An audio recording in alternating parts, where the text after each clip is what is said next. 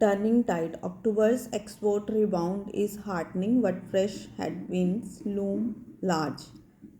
From a reasonably healthy show at the onset of this financial year, India's goods export had stumbled sharply in the second quarter, shrinking an average 5.8% over the first 2 months and rising a mere 0.5% in September.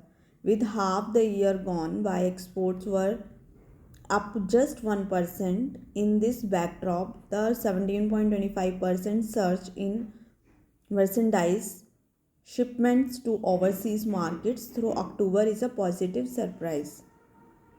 With the year's second highest tally of $39.2 billion, trade mandarins have attributed the upstick to stronger demand for the Christmas season in developed markets. If this festive demand holds at least the next couple of months, should see healthy numbers, with services exports rising 14.6% by September. Official hopes of cumulative exports through 2024-25 crossing a record $800 billion may yet be attained.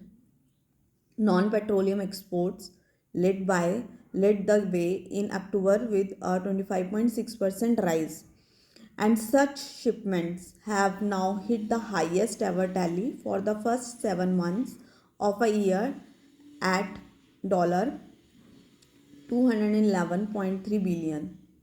The petroleum story, however, is starkly different and a tad puzzling. India's oil imports rose 13.2% in October to $18.3 billion, almost 46.4% over September, while exports tanked for the fifth straight month by over 22% to $4.6 billion, the lowest in almost 3 years.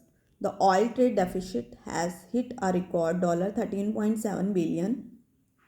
While one can attribute the export slide to significantly lower global oil prices vis-a-vis last year, the same should have held true at least partly for the import bill as well, even if higher domestic demand is factored in. The oil influx spike has also lifted the overall import bill to a fresh high of $66.3 billion, breaking this August tally of $64.3 billion, which was fueled by gold imports. Over the past 3 months, the trade deficit has widened to its second and third highest level, while gold imports are likely to stay high till the wedding season ends.